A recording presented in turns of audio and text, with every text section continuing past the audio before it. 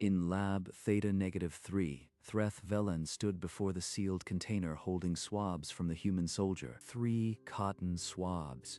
Skin, saliva, and gut. Standard collection for bioweapon screening. He twisted the seal. The container hissed open. The air remained still. Then every microbe alarm on the deck triggered at once. Threth spun toward his assistant.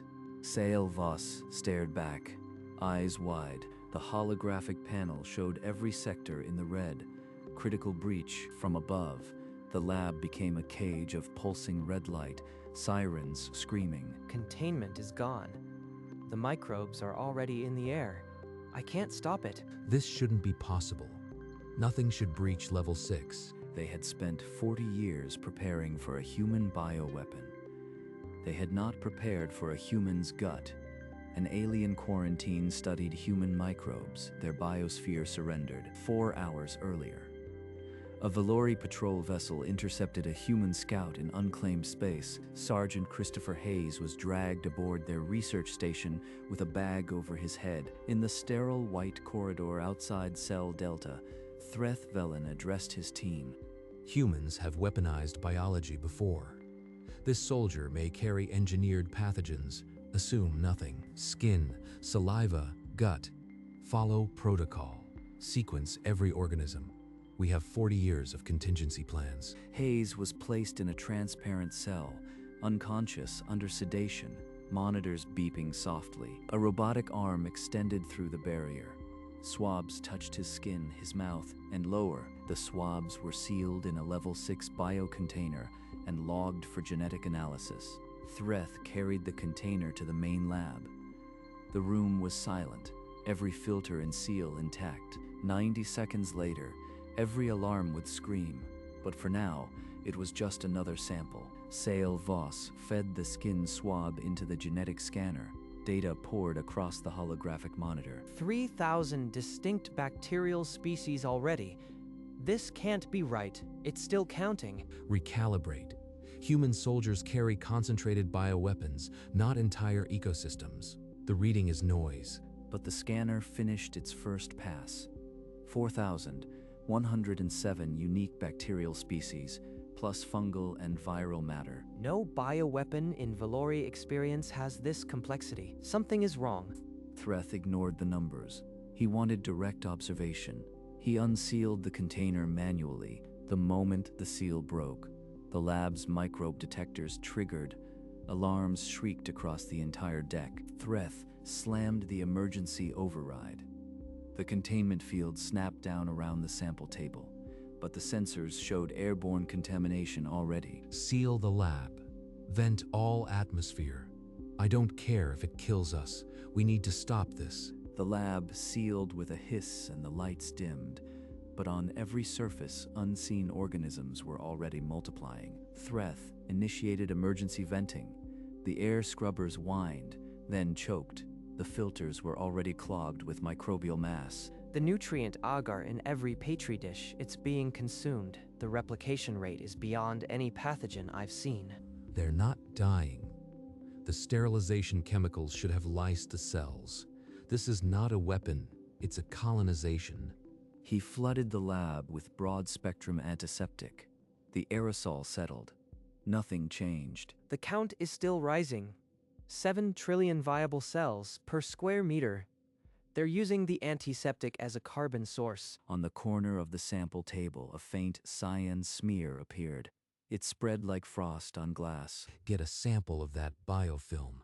Maybe we can. The smear thickened while they watched. Within minutes, it coated the entire table surface. It's not attacking us. It's just growing.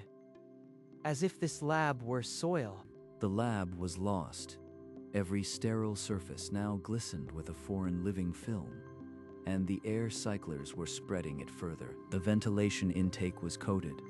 Within minutes, the station's air system began carrying Earth microbes to every connected module. Alarms erupted in Medical Bay 4, then hydroponics, then the crew quarters. The station computer flagged a cascade breach. The filters are overwhelmed. Every scrubber in the shaft is clogging with biomass. We've lost life support containment. Initiate full station decontamination. Vaporized hydrogen peroxide, all sectors, now. The peroxide released, and then the monitors showed the bacterial count spiking, feeding on the sterilant itself. Threth Velen, this is Minister Keth Varen. Your lab has compromised the entire station. What is this agent? Minister, we are still analyzing. It resists every countermeasure. It is not behaving like any known pathogen. In the corridors, peroxide mist mixed with a faint cyan glow. The biofilm was spreading along the walls. The lab was the epicenter. Now the entire station is the battlefield. The quarantine station was no longer containing the human sample. It was incubating it in a sealed, clean room. Threth ran the biofilm through a full genomic sequencer. What emerged was not a pathogen profile. 4,100 distinct bacterial species, plus symbiotic fungi and viruses, a living community. No weapon needs this much diversity. This is an ecology, not a toxin. I cross-matched with the Valori Biosphere database. Our entire planet has fewer than 400 native bacterial species. This sample has 10 times that. The display was stark. Earth's microbial diversity dwarfed Valori Prime's entire biosphere. 39 trillion cells in one human body. It's not killing Valori cells. It's outcompeting every native microbe for space and nutrients. An invasion of sheer abundance. To confirm, Threth placed Valori moss and a droplet of Earth biofilm in a sealed terrarium. Within an hour, the moss was smothered by cyan growth. This is not a pathogen. It's a new biosphere, and it's already seeding our air. Threth contacted the minister immediately. His report was blunt. It was not a weapon, but an entire human microbiome. The station had become a garden, and the seeds were already drifting toward the planet. An exterior camera captured the first cyan smudge spreading across the hull near the docking port. The biofilm had breached the outer surface. From the observation deck, crew members pressed against the viewport as the smudge became a mat, climbing the station's white flank. It's consuming the anti-fouling coating. This hull has been sterile for 100 years. How is it digesting polymer? The docking clamps are completely coated. If any ship detaches now, the contamination reaches the planet within hours. A supply ship captain requested urgent undocking. Threth froze the docking clamps, but the ship's exterior already showed pale green streaks. The quarantine station became a beacon. Nearby Valori ships lit their thrusters and pulled away, desperate to avoid contamination. Threth stared at the live feed. The biofilm had bypassed every seal. It wasn't just growing, it was migrating. On the docking ring, the native cleaning microbes were extinct, replaced by Earth biofilm that shimmered under the nebulous light. We built this station to isolate a threat. Now, it's a dispersal hub for a new biosphere. From the nearest defense platform, the cyan growth was visible to the naked eye.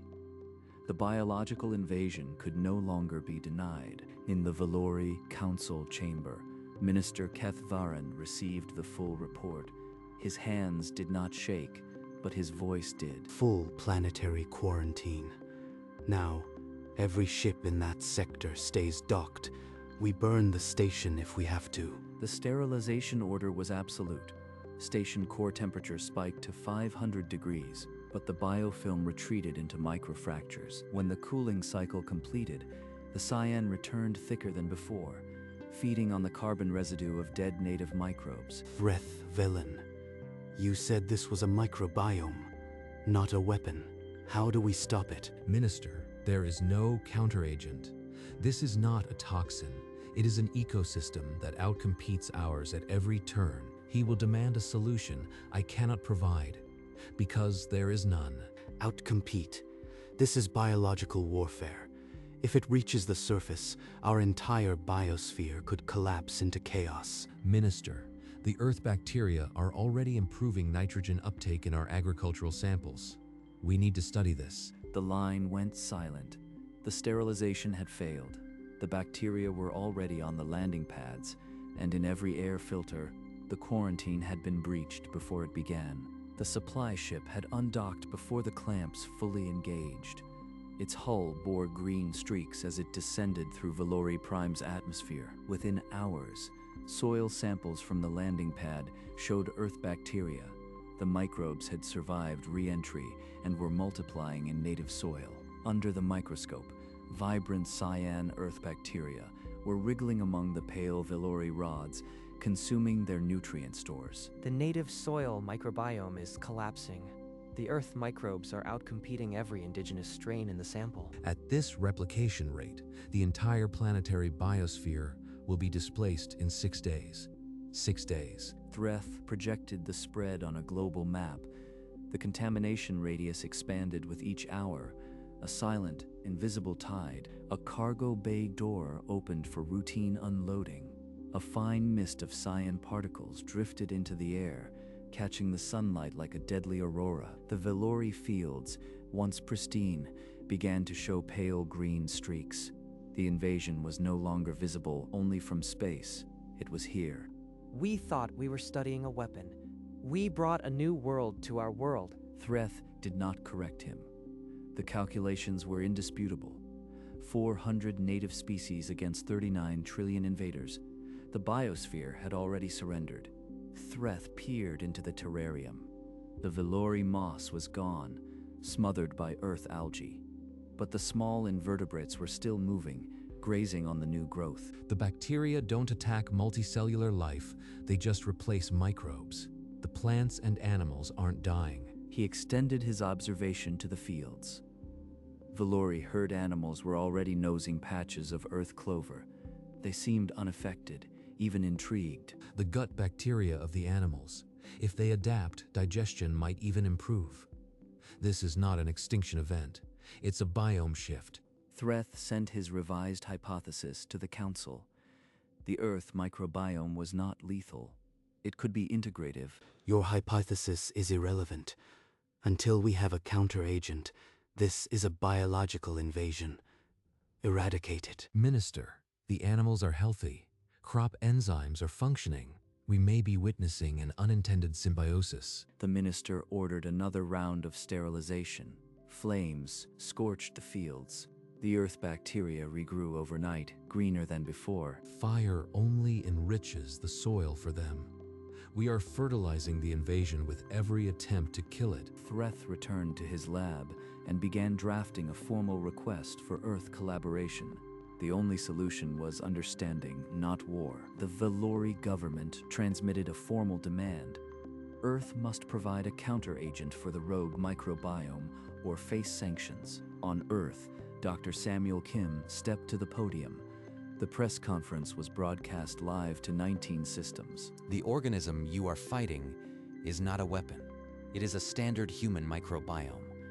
Every human carries it. There is no counteragent because there is nothing to counter. These bacteria are not pathogenic. They are competitive. We suggest adopting fermented foods. Yogurt, for example. It helps manage such biomes. A long pause filled the room. Journalists exchanged glances. Somewhere in the back, someone stifled a laugh. Yogurt. Our biosphere is collapsing, and they suggest yogurt. This is a diplomatic insult. The humans are mocking us as their microbes consume our soil. We are not mocking. We are offering the only solution that exists: adaptation. Your world is becoming more like ours. It is beneficial in the long term. The Valori delegation fell silent. The word adaptation hung in the air like a verdict. Either we accept an Earth biome on our world, or we burn our own fields forever. There is no third path. 3 hours after the press conference, a private channel opened between the CDC director and Minister Keth Varon. You knew our biosphere was fragile. You sent that soldier into our space intentionally. This is biological warfare. We did not send him. Your ships crossed into our patrol routes. The soldier was captured, not deployed. But yes, we knew. 2 centuries ago, the CDC modeled every known planetary microbiome. Yours ranked as highly compatible with human bacteria. 2 centuries. They mapped this outcome before we built our first orbital station, and you said nothing? When we requested diplomatic relations, when we traded, you never warned us. Warning would have required an explanation we were not ready to give. The study is classified, but your invasion of our border made it irrelevant. Kim sent a single chart. It showed 24 worlds with biome compatibility indexes. Valori Prime was highlighted in green. Next to it, a note, avoid contact until invited. We were not invited. We were invaders, and our reward is a new biosphere we never asked for. The channel remained open, but neither spoke. The silence was heavier than any accusation. Sergeant Hayes opened his eyes to the soft beeping of medical monitors. His cell was still transparent, but the station beyond was silent. The contamination from your body has reached our planet. Our biosphere is being displaced by your microbiome. Wait, my gut bacteria did what? I ate a ration bar 3 days ago. How does that become a planetary invasion? He remembered the swabs. The Valori medic had been thorough. Now he understood why. Was this deliberate? Are you a biological weapon? Number. I am a sergeant. I eat yogurt. Sometimes I forget to wash my hands. Is that a war crime now? Threth paused. The absurdity of the situation seemed to settle over both of them. You guys have been studying me for a bioweapon, and the worst thing I have is probiotics. You carry an ecology that can terraform a planet. You are the most dangerous organism I have ever encountered. Hayes leaned back against the cell wall. For the first time since his capture, he almost laughed. Weeks passed. The cyan bloom had spread across every continent, but the collapse never came. The soil nitrogen levels have tripled. The earth bacteria are fixing nutrients our native strains never could. Wildflowers never seen on Valori Prime began to bloom along the irrigation channels. Colors that had been extinct for 8 centuries. An elderly farmer knelt in his field, cupping soil alive with unfamiliar vigor. He wept, not from fear, from relief. Minister, the data is conclusive. Crop yields are up 18%. The animals are healthier. This isn't an invasion, it's an integration. And if this integration collapses next month, next year, we are betting our entire biosphere on a foreign organism's whim. These microbes have stabilized every environment they touched. They are more resilient than our native strains. Evolution has already decided. A herd of Valori grazers had abandoned their normal forage. They preferred the earth clover, and their milk production had doubled. We spent 40 years preparing for a weapon. What if we received a gift instead?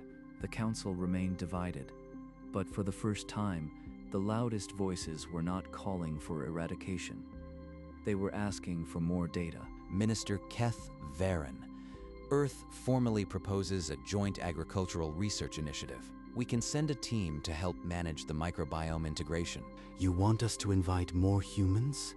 The last one nearly collapsed our biosphere. We have no reason to trust you. The risk is already present. What you need now is guidance. We have 2 centuries of biome compatibility data and experience you lack. Council members, I have studied these organisms more than anyone. They are not hostile. They are our only option for a stable biosphere. Our crops have never been healthier. Our soil has never been richer. Rejecting this help is rejecting the evidence lying beneath our feet. Then I will authorize a limited exchange. 6 Earth researchers, under constant monitoring.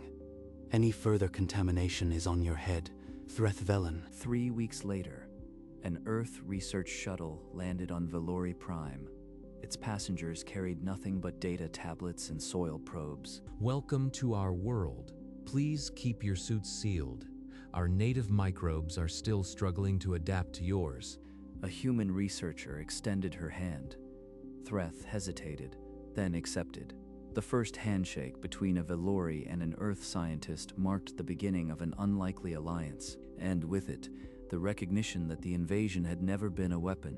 It was an unintended gift, and now they would learn to unwrap it together. Weeks later, Sergeant Hayes stood in a modest Valori hall, surrounded by officials and camera drones. Sergeant Hayes, for your unintentional contribution to our biosphere, we grant you honorary Valori citizenship. Then he lifted a small ceramic cup with a familiar blue-green label. Hayes Gut, the first Valori probiotic yogurt. They put a cartoon bacteria on the package. I went from prisoner to probiotic mascot. My drill sergeant would never believe this. The brand became a sensation.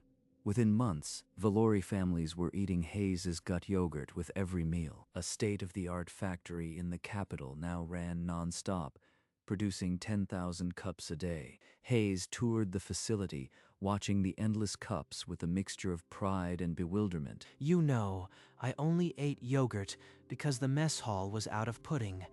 Now I am a planetary health trend. The ceremony concluded with a toast of fermented milk. The Valori officials raised their cups to the most unusual hero their world had ever known. Microbial warfare turned into a yogurt franchise. If the Sergeant Major could see me now. Late at night, Dr. Kim sat alone in his office and pulled a physical file from a locked drawer. The file was stamped with a date, 220 years ago. Project Seed compatibility. He opened it to the executive summary. A list of planets, each marked with a colored indicator. Most were red. Earth had never initiated contact with those worlds. Not a single visit. Recommendation: avoid any physical exchange with biomes index below 800.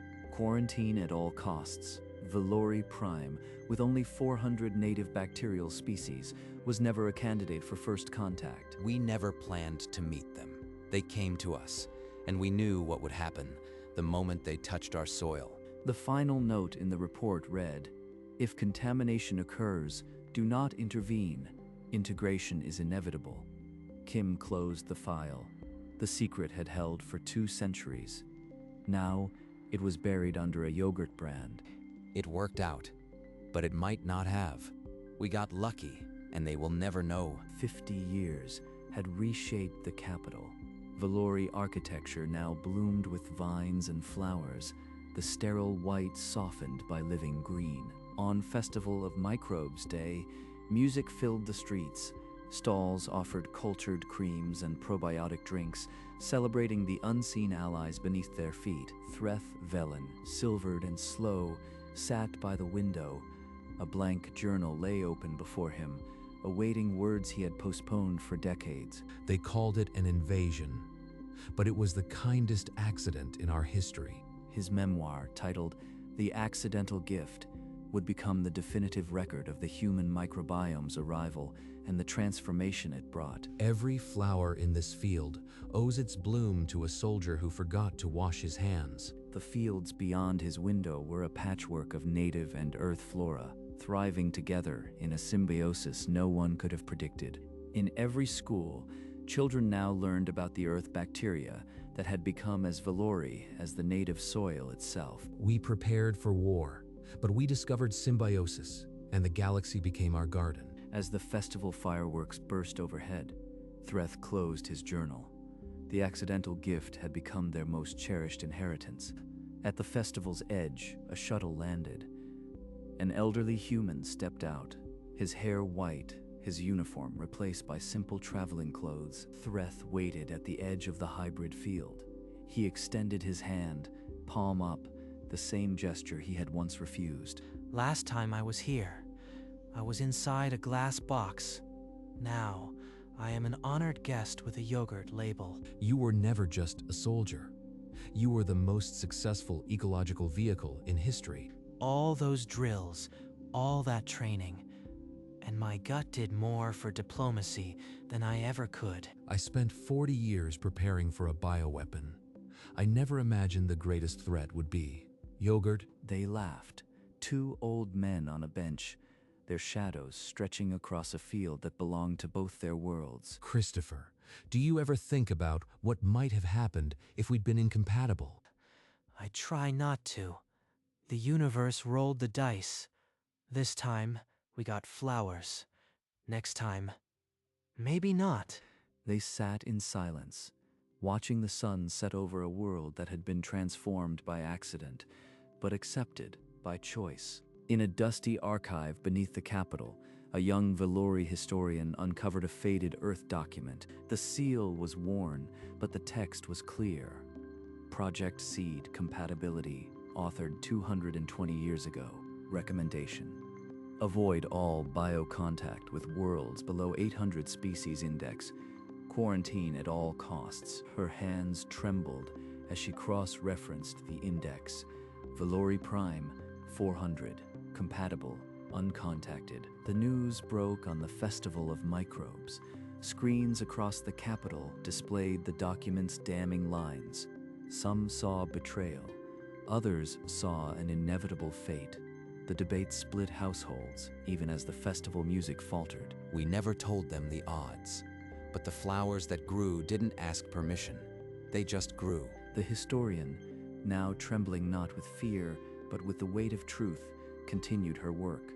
The paper revealed no malice, only a calculated risk. The partnership did not fracture. It acknowledged the gamble. The flowers had won, and so had they. It worked out. It might not have. That ambiguity would forever define the Earth-Valori bond.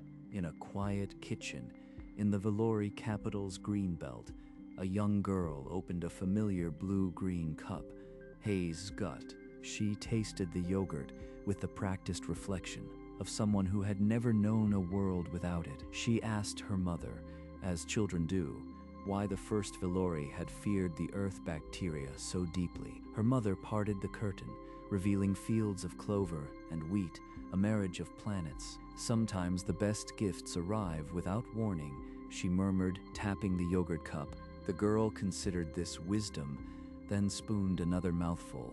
The mysteries of the past, dissolving into cream. Beyond the window, the landscape stood as proof, a resilient patchwork, where no border between biospheres remained. The empty yogurt container, its cartoon microbes still grinning, was a testament to the luckiest accident in history. And in a small house far away, an elderly human named Hayes stared at his own clover patch and smiled. The garden needed no explanation.